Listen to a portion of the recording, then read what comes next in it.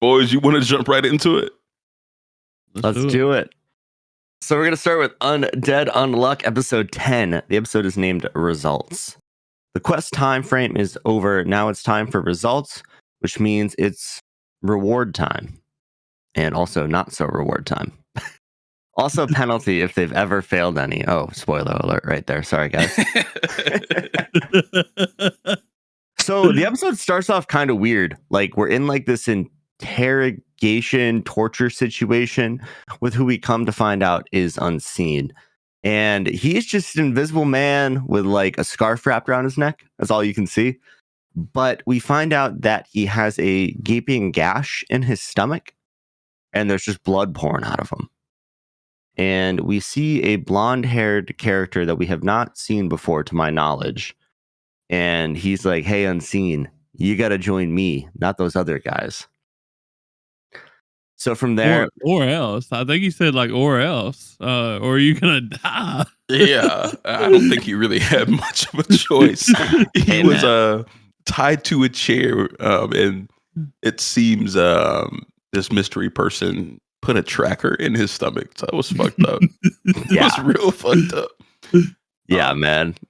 I also thought it was really interesting that our mystery person said he has a compulsory type of negating where anytime he closes his eyes, he becomes invisible. So like he can't even really control when he goes invisible. It's kind of nuts.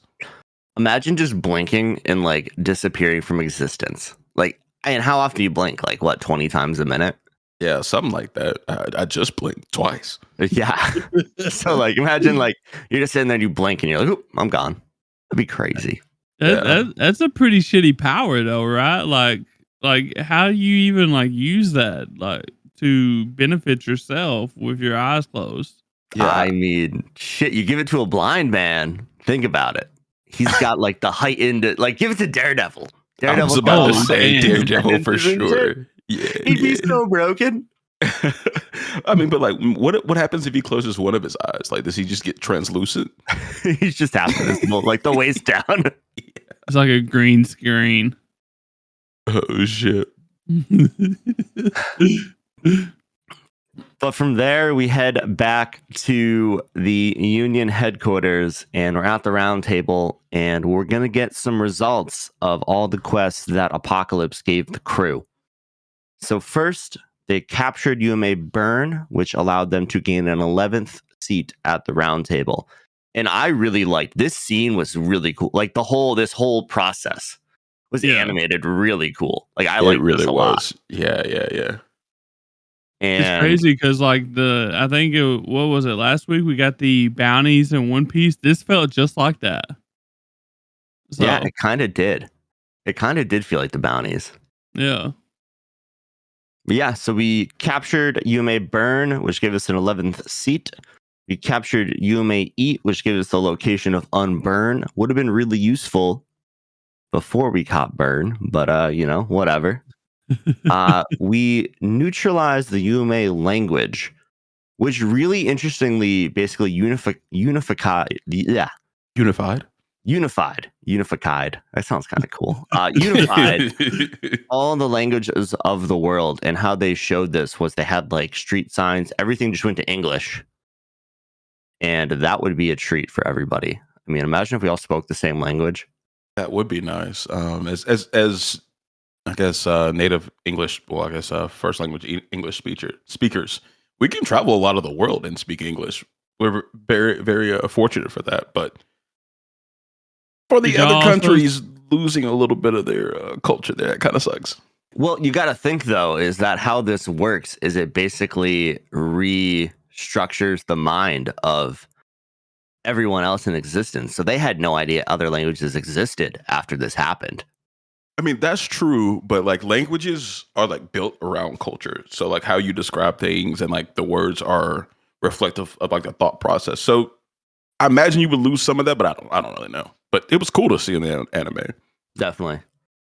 And one fun fact that Tyler pointed out was that after this episode, Undead Unluck's Twitter changed their bio to English to go along with the unification of all languages. So that was kind of cool. Yeah, that's really neat. honestly. Really Yeah. neat. I was really hoping they were gonna like just give us a little gag here and have like a Japanese person speaking English. Oh, I always God. love when they do that. I don't. Kenshin does it enough, man. I don't need any more of that in my day. They also captured Yume Past, which was allowed them to find an artifact, which is called Rebellion. It's on the map. They captured Spoil, which gave them the location of Unrepair. So Fuko's happy because she thinks that Unrepair might be able to give Andy a death, because if Andy can't repair himself, well, he done. But Andy kind of didn't seem too happy about that. Did you guys have any ideas on why that was? Go ahead, Tyler. No, you go ahead. I'm really unsure about it because that's been his whole thing, right?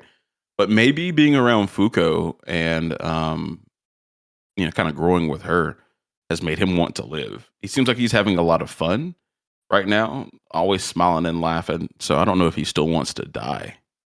Maybe he just wants to ride the wave until Fuko's an old bag, you know? True. Yeah, And, that was my same thought. So, and then the last quest they had was to capture the Negator Unseen, which they failed, which caused a UMA called Galaxy to enter the world. And we'll get into that in a little bit. But Andy seemed to think that Unrepair had captured Unseen. So that's what we saw in the first scene. And Unrepair was responsible for all the deaths of the informants that had been Allegedly. Allegedly. That's what he's thinking. yeah. And basically, how the Union gets some intel is to send informants out to do some dirty digging before they send the negators out to clean up the mess.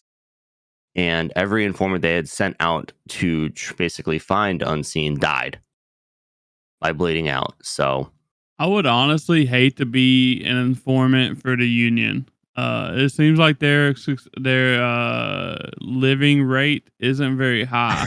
we've only ever seen them die so far. They are fodder. Hey, man, they don't have names. They don't matter. You know, that's how it goes. In anime. If they don't have names, was they really there? So Exactly. You know, they're just kind of a group of, we haven't seen them yet. They don't matter. We just heard them screaming and writhing in pain as they were mauled by zombies. I mean, these scouts are like this. Not stormtroopers from Star Wars. Wow, it is early. I'm blanking on this. I'm a Star Wars nerd. Never mind. Love that. But I kind of want to go back to some of these quests though, and the rewards that they got. It's kind of fucking cool, like what they're getting knowledge wise and everything just for doing these tasks. I mean, neutralizing a UMA basically can like wipe that whatever it was from existence. So that's pretty nuts. I wonder why they chose like English to be the unified language, though. It's the number one language in the world. I thought. Well, actually, no, it's not. Chinese is, right? Yeah, Chinese is now. Yeah, but I think English is spoken in a lot more countries. Yeah. I also like that they were showing like where on the map, like that little looked like a leather map above Apocalypse's head. It was pretty cool. Like I believe it was Unrepair or somebody was in Brazil and they were showing exactly where they were. And I thought that was pretty cool. Like the little pins. Yeah. Yeah, I thought that was interesting because during the intro scene, they just kept having the giant statue of, I believe it's Jesus Christ, right? Yeah, it is. Yeah, just that. And I was like, what the fuck are we doing in Brazil right now, dude? Like, what's going on here? I'm also interested about the artifacts. Like, have we seen like an artifact? It says artifact rebellion. So have we seen something like that yet? Be like actually explained or used in the show? Yeah, so we've seen a couple artifacts. Apocalypse is the first artifact they found. And then the bow staff, the power pole. I don't remember what the actual name is. That was an artifact as well. Okay. So I think a lot of the artifacts are going to be like historical items that are from like mythology, which is going to be cool as shit. That's sick. And they're changing the names too. So like Rebellion could be something we actually know about. We just don't know the actual name of it yet, you know? Okay. True. It's going to be true, interesting if they can use that to, I guess, help out, see what they do with it, you know, or what it does. So, Yeah, and I love that like Rebellion was like near the Middle East in Egypt, I believe it was on the map. So very cool, very cool. I thought that was an interesting place to put it. I'm glad y'all can read the globe just by looking at it. Dude, is Brazil and Egypt. I Give didn't me a even pay break. attention. Oh, okay. Not that it mattered. It definitely did matter. I mean, we saw images of Brazil, and then they confirmed that was on repair through the No, map. I mean, it wouldn't have mattered if I seen it or not. I probably wouldn't known where it was. All right, Somebody so get this man a fucking map. I was Jesus just about to say, Christ. we're gonna put together a GoFundMe to get Tyler a globe. That way I can spin it, bro. We're gonna send this boy back to school. Jesus Christ. Yeah, overall, that was a really cool scene. The animation was really well done, how they did it, like flying around all over the place, doing all these cool angles and shit. But do you guys have any idea how Unrepair's ability is gonna work, do you think? I think I have a pretty good idea. Like he's just gonna like make people bleed out if they get cut severely. I think we were kind of seeing that with Unseen, how his belly was just bleeding, although he had looked like he'd been freshly been cut. But Yeah. I think that might be his ability. Yeah. I think it's got something to do with his earrings, or his earring.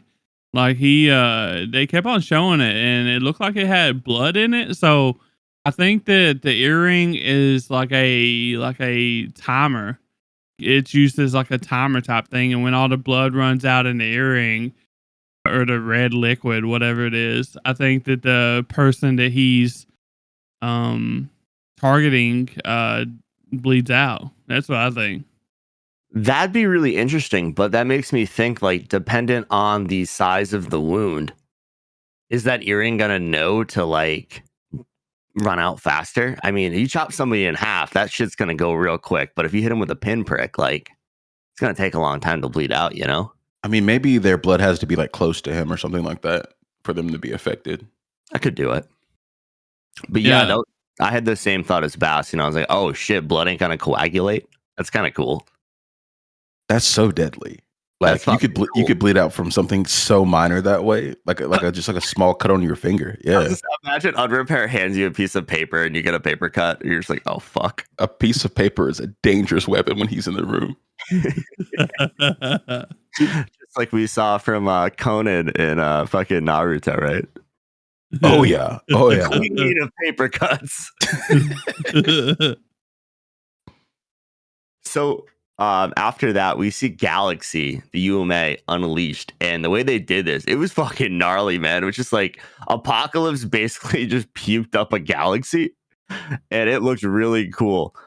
But it turns out that when Apocalypse basically unleashed Galaxy, what this did is it created another galaxy, like literally in the middle of our galaxy, which is nuts. And it added a bunch of planets similar to Earth with living beings on them, or as we like to call them here on our big old rock, aliens. And holy shit, this led to an alien invasion. Yeah, it was nuts. I was wondering how they were gonna make Galaxy dangerous, but it's just galactical threats. I was thinking like meteors and all that shit, but nah, we're getting fucking Shredder from the Teenage Mutant Ninja Turtles in alien form coming to Earth to fuck shit up.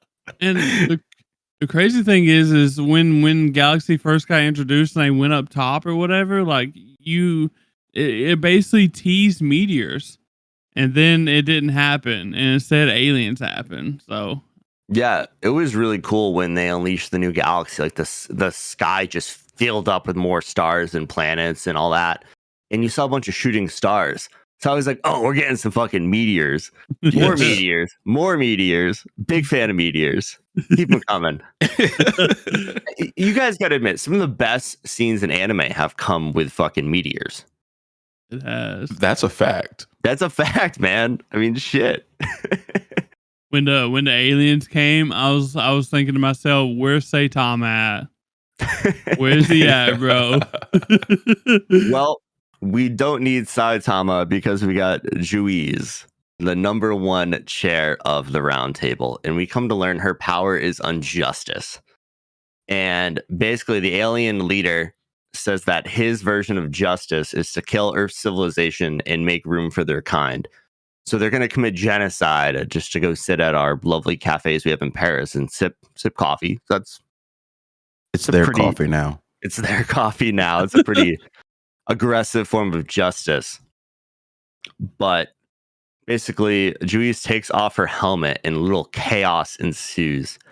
Alien ships start shooting each other down. Like, it is a bloodbath of exploding spaceships. And how do you guys think Injustice's power works? Because I've got a pretty good idea. Well, obviously it's like eye contact, I would think, based off the helmet, probably. But it's just weird. Like, to what extent does this actually work? Like, does it matter what kind of if you have a vision of justice or not, or can it be like any kind of thought process that you know what I mean? Yeah, I was thinking like, so she asked the alien before, is this your justice? Is this what you call justice? So I think she has to confirm that, or they have to think they're doing something correctly, and then she makes them do the opposite. Yeah, So instead of like saving their people, they destroyed each other. Yeah, I was gonna say, I don't know if it's the opposite. I think she just rewrites their definition of justice to match hers. And depending on how strongly they feel about it, they might not succumb to her ability. Because we saw all the alien ships be destroyed, but the leader, I'm gonna call him Shredder because he looked like Shredder. Bet. Shredder didn't kill himself.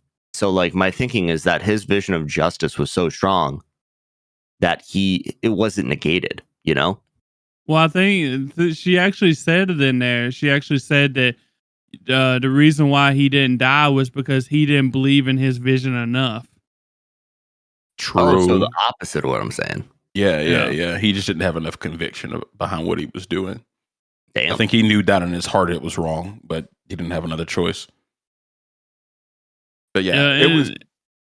I was going to say it was also interesting that at the end she used like a secondary, like a dialed down version of her ability, where she only used her visor. So like that's weird. I don't know.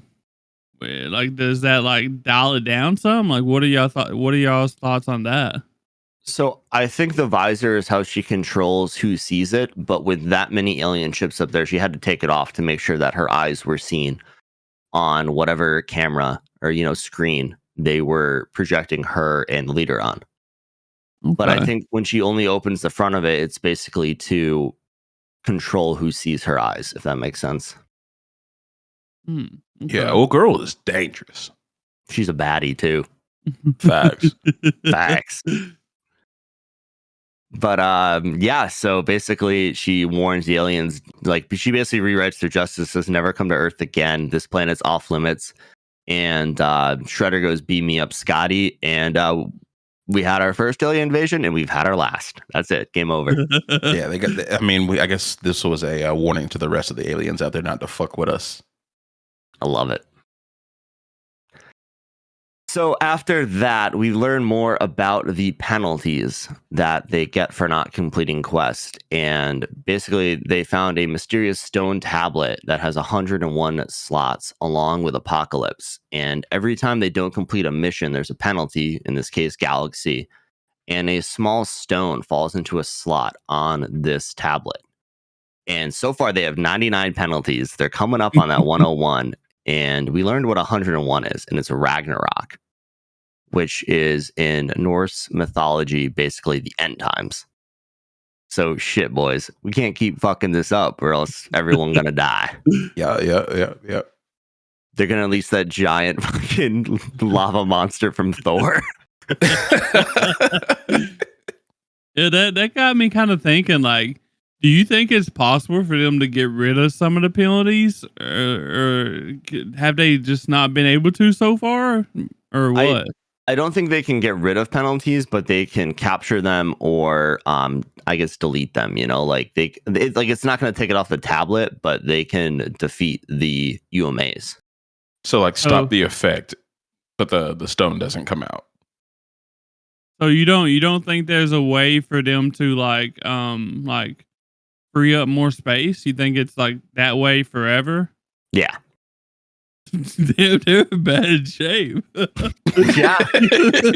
This might not be as long of a show as we thought it was going to be.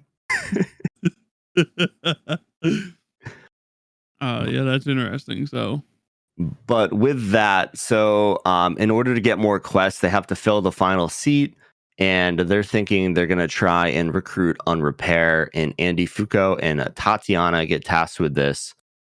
So I'm interested to see what happens with the whole Unrepair situation. This guy seems like he's very against the union, and it could be interesting to see how that boils down. Yeah, I also think it's interesting that Tatiana is just like a big ass orb. So I need to see what's going on with that. There's definitely a person in that thing, dude. Okay, I like that name. Tatiana. Yeah. Dude, just makes me think of Urza from Fairy Tail. So Tatiana, hopefully she's a baddie like my girl Urza, but she probably ain't. She's probably like a child or something.